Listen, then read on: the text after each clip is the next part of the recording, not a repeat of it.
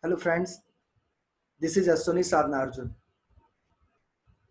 and I have discussed some lectures on the topic law of torts in my earlier lectures, and today I am going to discuss the whole concept of introductory part of law of tort in one lecture for the purpose of revision. So we have discussed in our earlier lecture that every person has some legal rights, and rights and duties are correlative to each other. So if any person has some rights, then that person also have some duties. So we can say whenever a legal rights of a person by the act or by the omission has been violated or infringed by any other person, then it is called a wrong.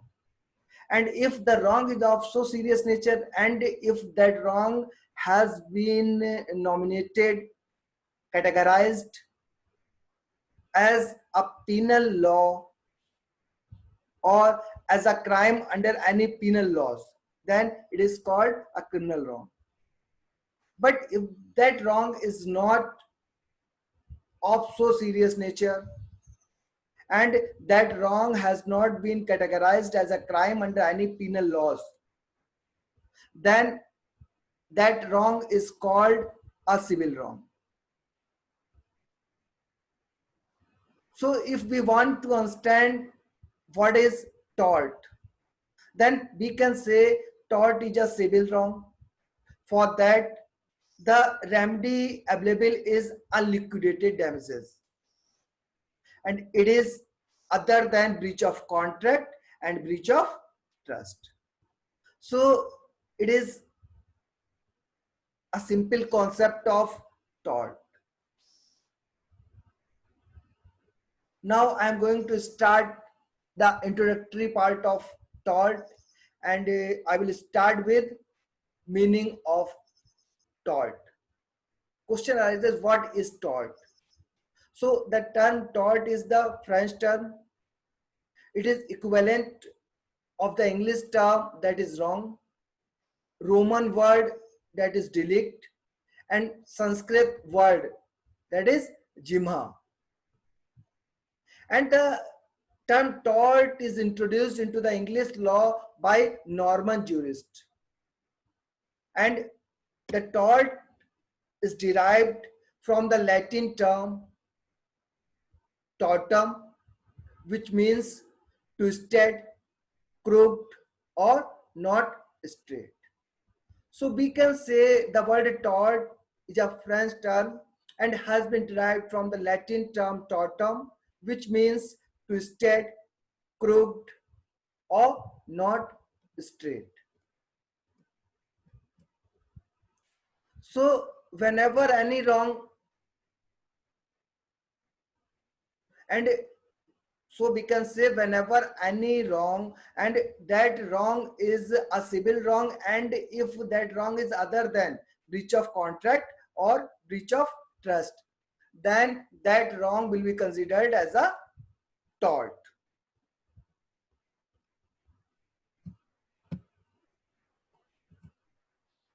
Next, how word tort came to India. It came to India through England. In 1065, England was conquered by Normans, who were the French-speaking people of Normandy, and Normandy is a place in France. And after the Norman conquest, French became the spoken language in the courts of England, and thus many technical terms in English law owe their origin to French, and tort is one of them. So we can say tort is a French term, and it becomes a special term in England. Question arises, why the concept of tort had been introduced in England, or what was the very reason to introduce a new concept, that is tort? Because whenever we want to know what is the real meaning or what is the real working of any statute, then if we are in position to understand the real purpose for which that particular act has been enacted, then it is very easy for us to understand the real objective of that particular law. So the objective of tort is to provide the remedy or to provide the compensation to victims or their dependents. And the person who commits the tort is called tortfeasor or wrongdoer. And in case of crime, the person who commits the wrong is called an offender or criminal. But in case of tort, the person who commits the wrong or the person who commits the tort is called tortfeasor or wrongdoer. And in case of torts, grant of exemplary damage in certain cases will show that deterrence of wrongdoer is also another aim of law of torts. There is many theories to provide the punishment to the offenders, and deterrent theory is one of them. In deterrent theory, exemplary damage is provided to the wrongdoer so that an example may be created before the society.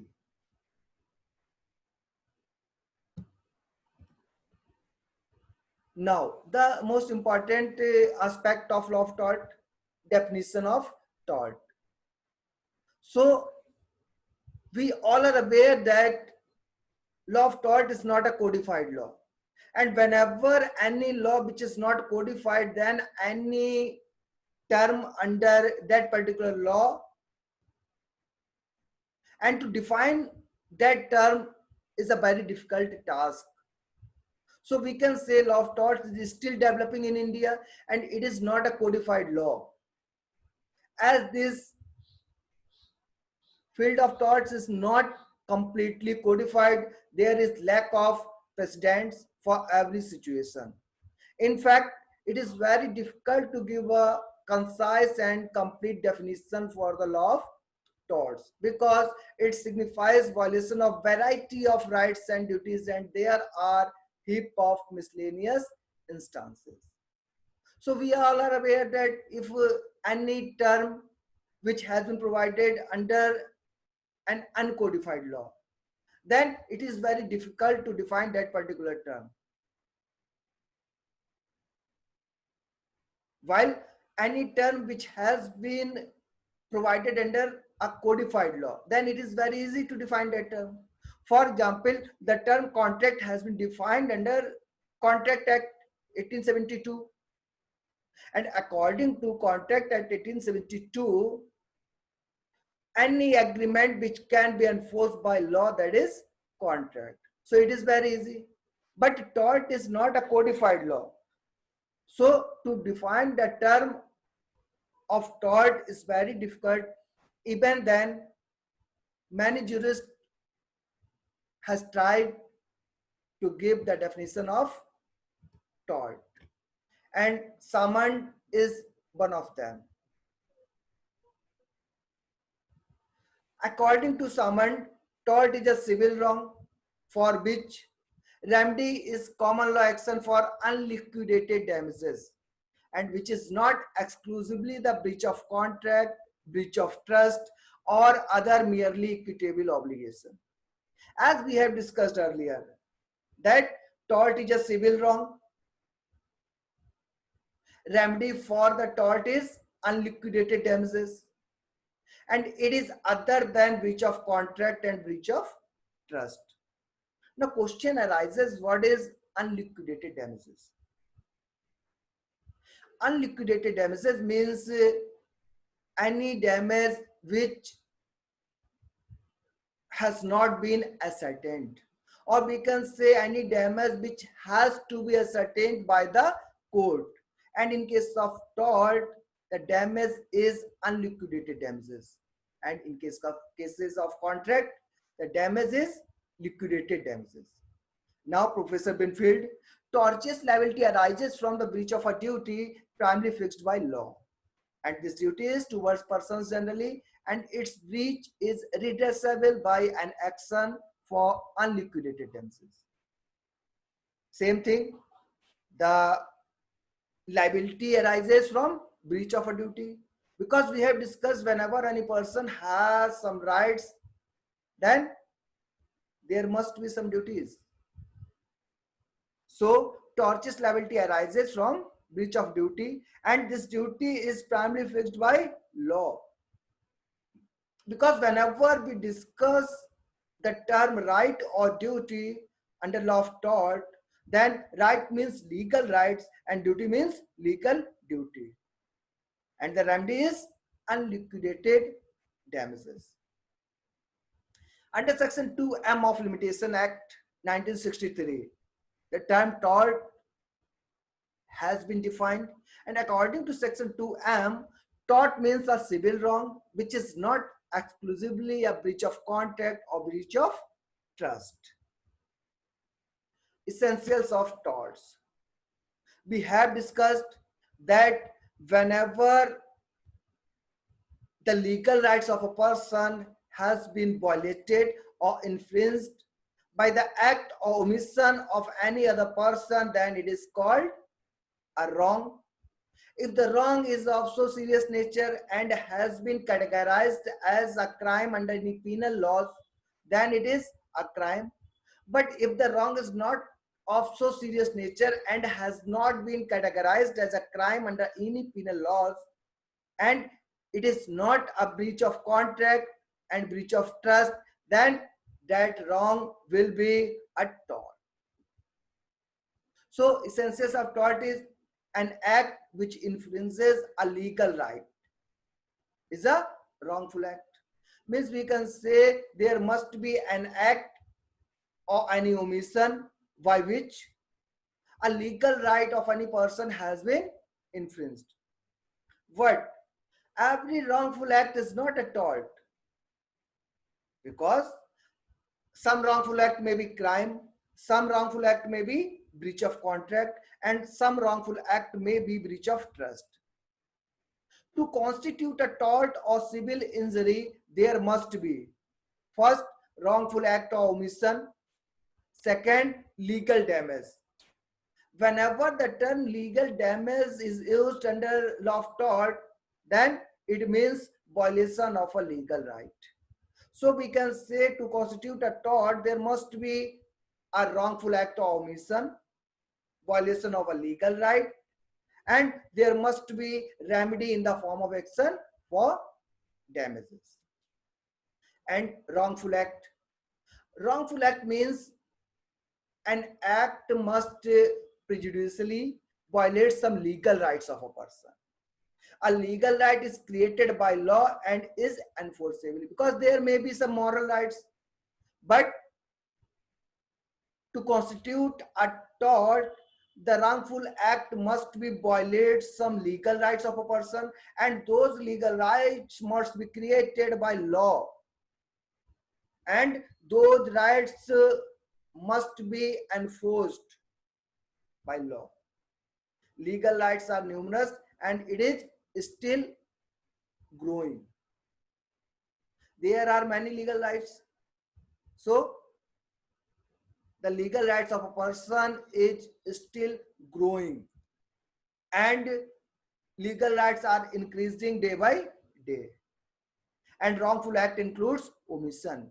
We have discussed that act includes omission. Whenever the term wrongful act is used, it means wrongful act or wrongful omission.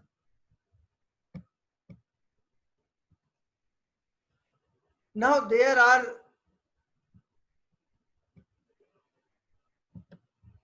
three terms: malfeasance, misfeasance, and non-feasance. And these terms are related to wrongful act. So these are very easy terms. Malfeasance means it, it is an affirmative act that is illegal or wrongful. So we can say any illegal or unlawful or wrongful act is called malfeasance. And misfeasance, misfeasance means the act is legal, but the way by which that act has been done or is done is not is not legal.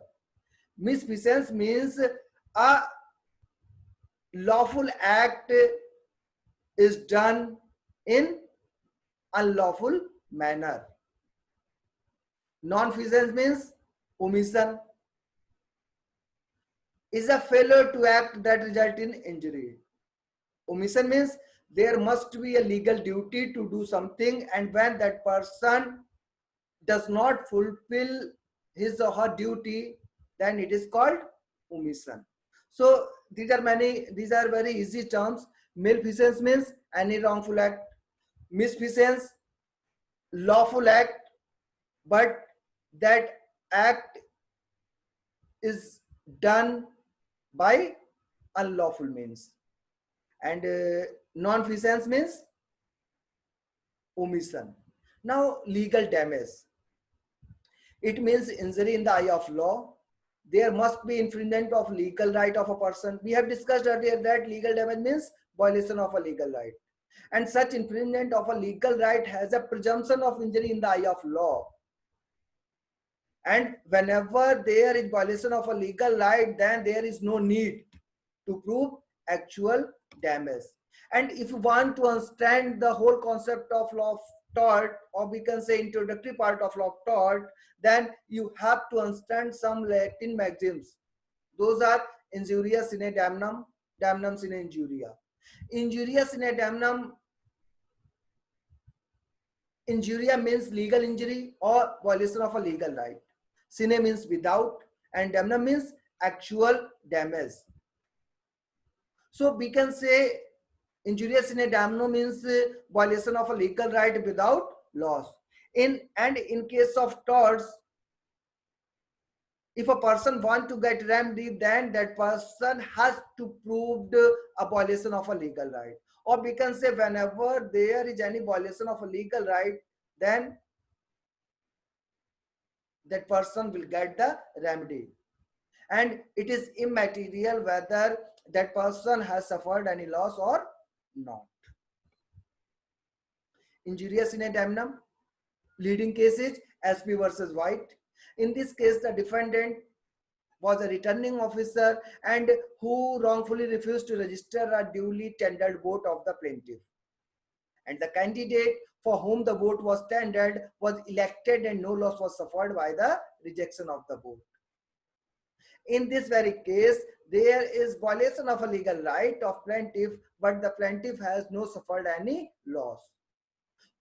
And we have discussed earlier that a person only, or we can say a person may only be get the right, only we get remedy when there must be a violation of a legal right. And in this very case, the violation of a legal right of the plaintiff has been proved.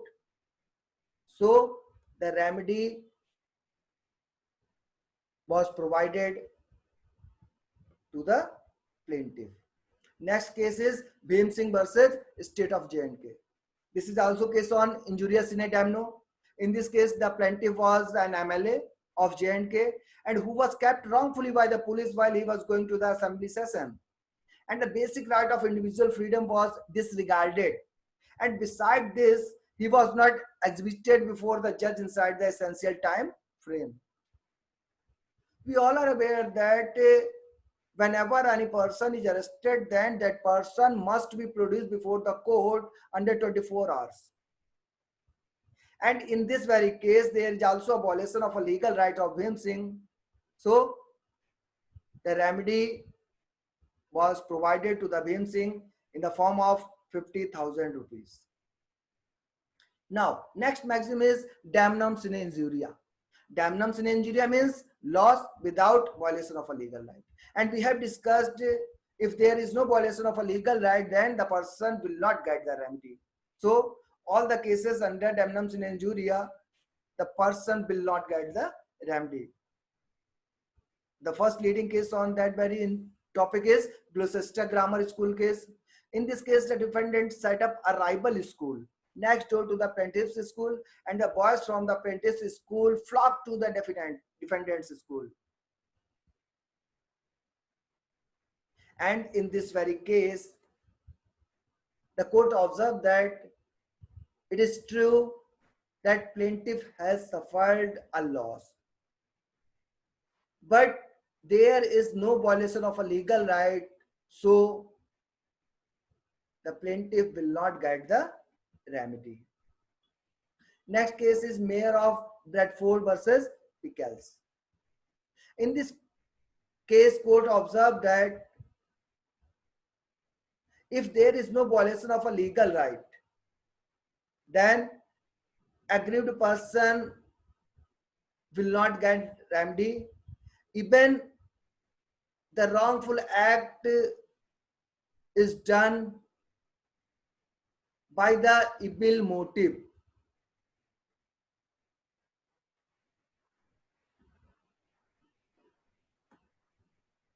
So we can say the court observed that in this case that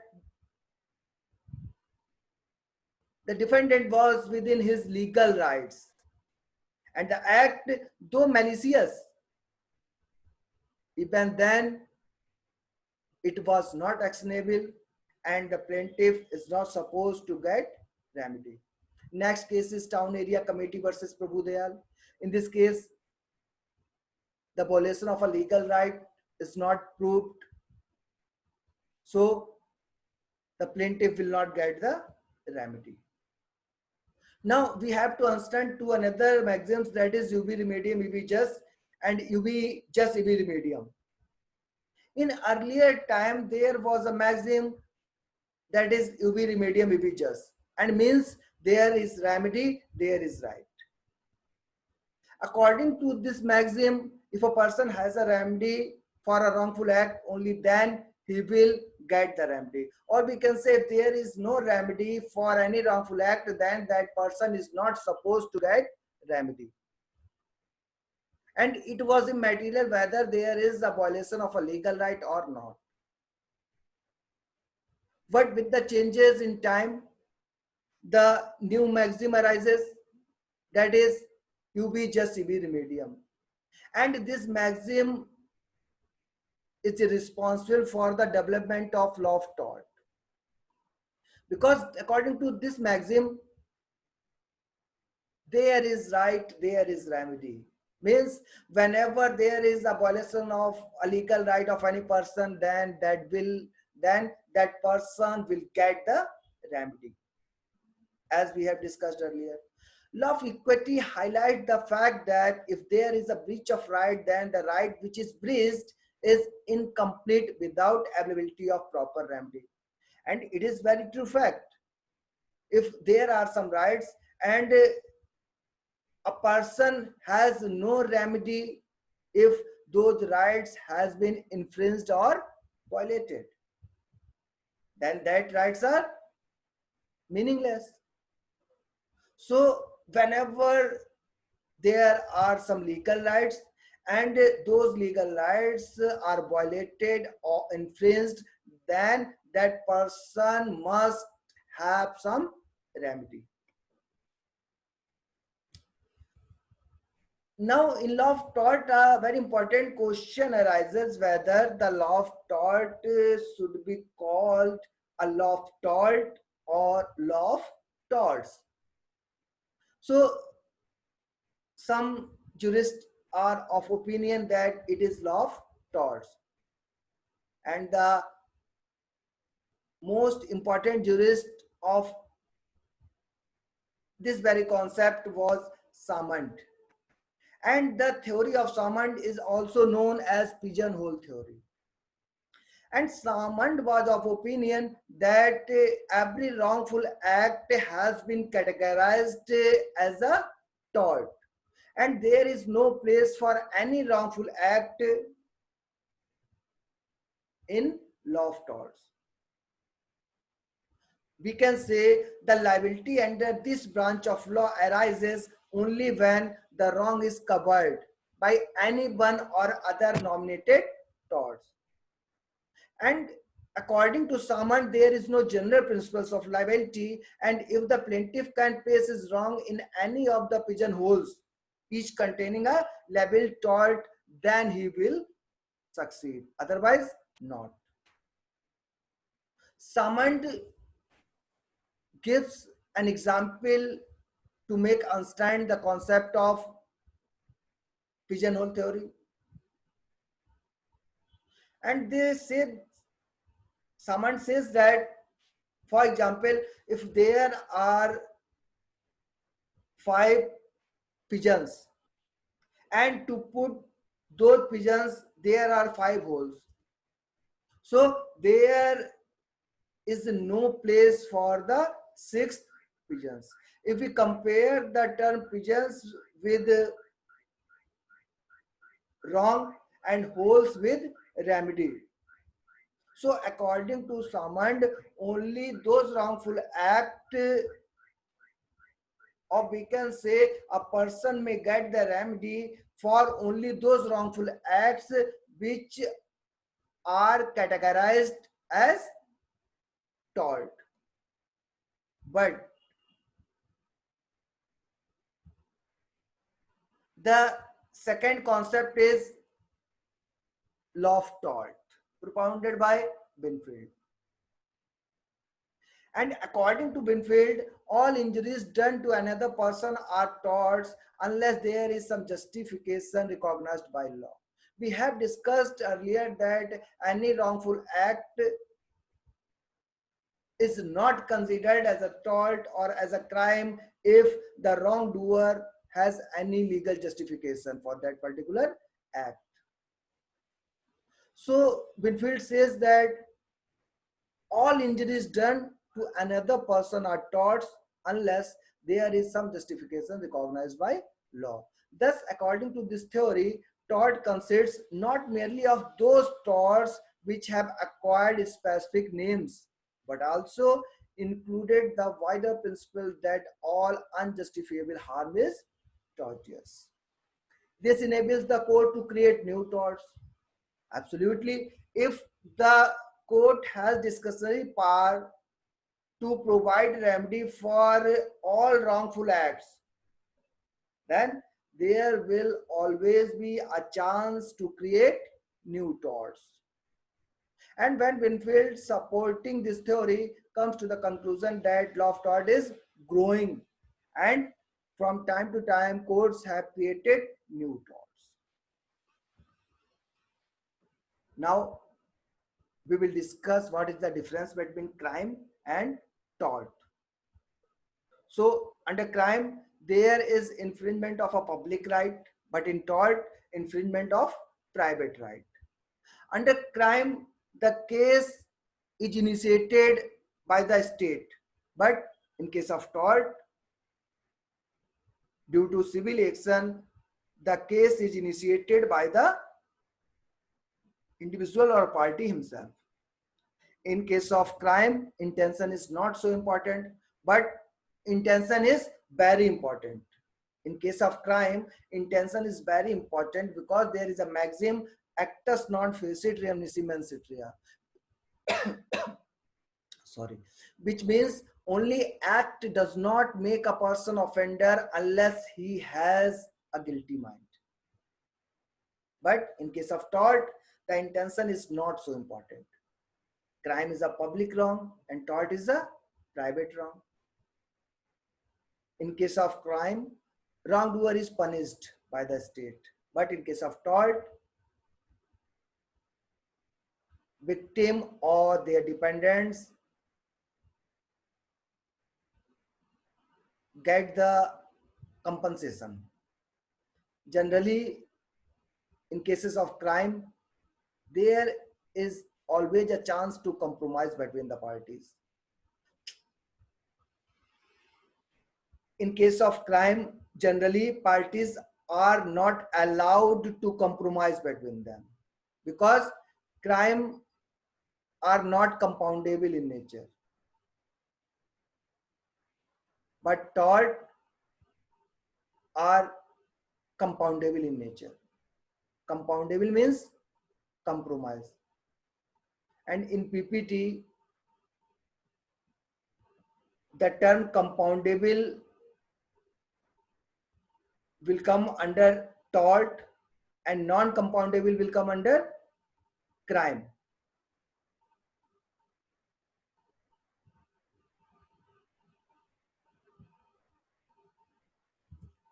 Now, difference between tort and contract.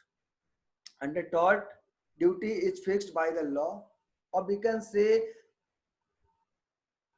in law of torts, parties bears the obligation due to law, but in contract, parties bear the obligation due to act of the parties. In tort, duty towards every person of society, but in contract, towards a specific person. In tort, that is against consent, and in contract, free consent must be, or we can say free consent is an essential element in contract. Under law of tort, there must be a violation of a legal right, and that is right in rem.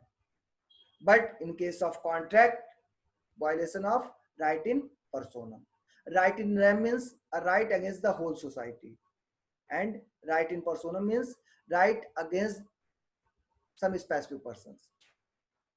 In case of tort, there will be unliquidated damage, and in contract, liquidated damages. Malice in law and malice in fact. This is a very small concept. Malice in fact is kind of act done with ill will or evil motive towards an individual. It depends on the motive, or we can say it depends upon the evil motive, and it is also known as actual malice or express malice. But malice in law means any act done without reasonable cause, and it merely depends upon the knowledge, and it is also known as implied malice. Now, the very important question arises: evolution of tort in India. The tort in India has been developed through England, but there are some very important case laws in which the development of law of torts has been made by judges of India, especially in the case of MC Mehta versus Union of India. P.N. Bhagwati Sahib propounded the concept of absolute liability in place of strict liability. And Section 9 of Civil Procedure Code also allows the civil court to try all cases of civil nature, includes tortious cases and liabilities. The most important question which asked under law of tort, that why the law of tort has not been so developed in India. Or we can say there are many regions for which there is very lack of tortious litigation in India.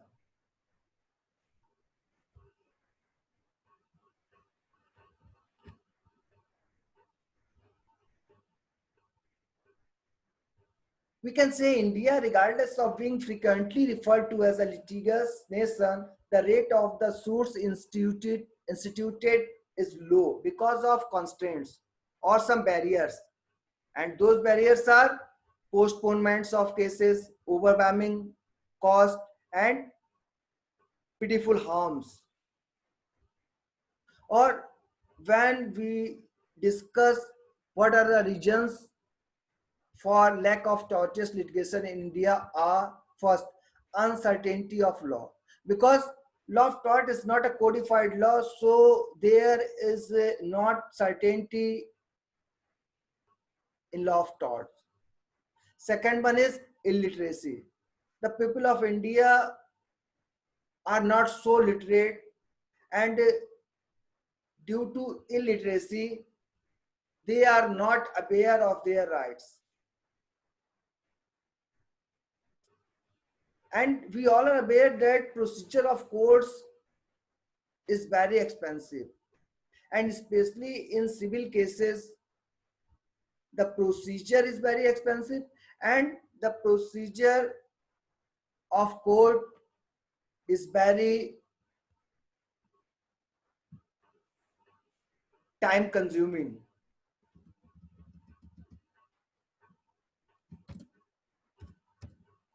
Time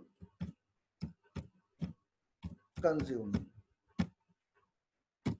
So these are the reasons for which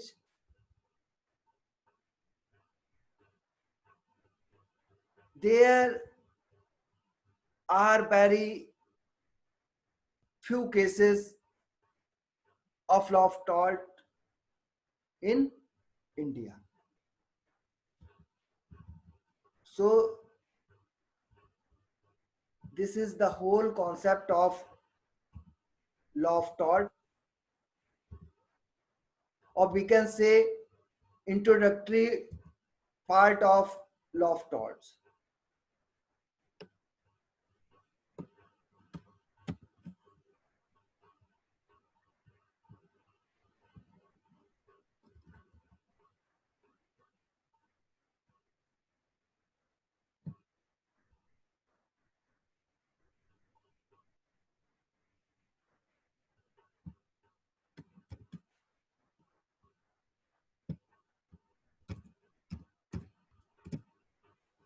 तो ये non compoundable crime में आएगा, और tort में क्या आ जाएगा? Compoundable. Compoundable का मतलब होता है बेटा कि कंप्रोमाइज करना।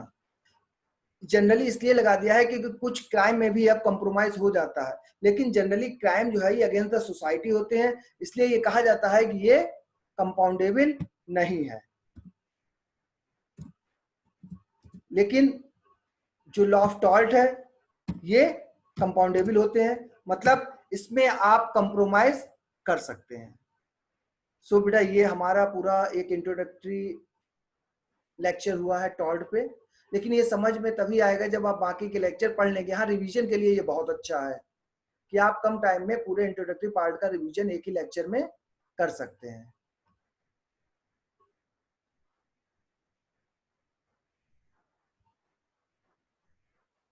Okay, thanks a lot.